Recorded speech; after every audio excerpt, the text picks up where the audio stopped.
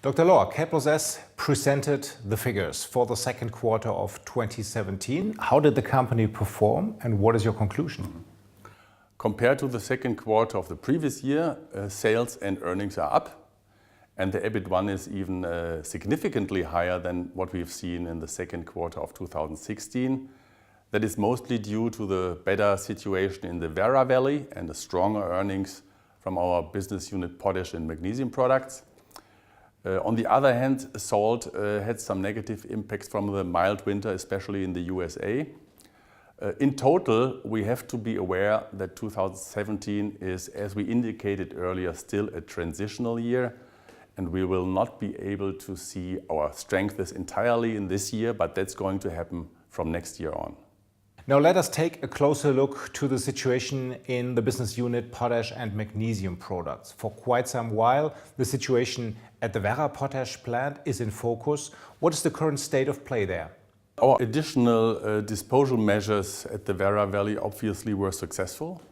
We have not seen any negative restrictions from this situation in the second quarter, after we have seen 25 days of standstill in Hattorf in the first quarter of this year.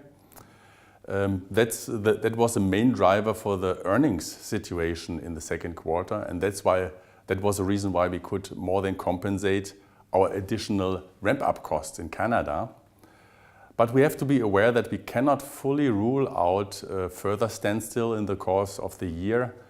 As long as we are still not running the KCF plant, it can happen. But from 2018 on, with the KCF plant, we should have a by far more secure situation. You mentioned Canada.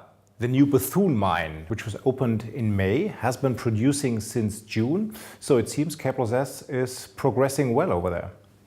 We are very happy with the current status. And I remember when we have seen the pictures of the first product, that was a really good moment for the entire company. And yes, we are going to see the first big trains going to Vancouver in August. There will be an opening ceremony at the end of August for Vancouver. And as planned, at the end of this year, we're going to see a nameplate capacity of 2 million tons. That means we are going to have a significantly better earnings situation there in next year compared to the previous years and this year. Now let's talk about the outlook for the full year of 2017. What do you expect for operating earnings for this year? Our expectation for the entire year 2017 is an EBIT1 between 260 and 360 million euros. That is exactly what we have indicated early, a tangible increase compared to 2016. Main drivers are the better situation in the Werra Valley and a slightly higher potash price. But I have to phrase it again, we are in a transitional year. We cannot rule out that we have some weather-related impacts in the Werra Valley again in the rest of the year. And that's why we are a bit cautious with our outlook, and we expect a much better environment from next year on. And further down the road, originally K+S wanted to achieve an EBITDA of 1.6 billion euros in 2020. This is now unlikely to be achieved. What are the reasons for this? When we have disclosed this target back in 2015, the potash prices were on a much higher level.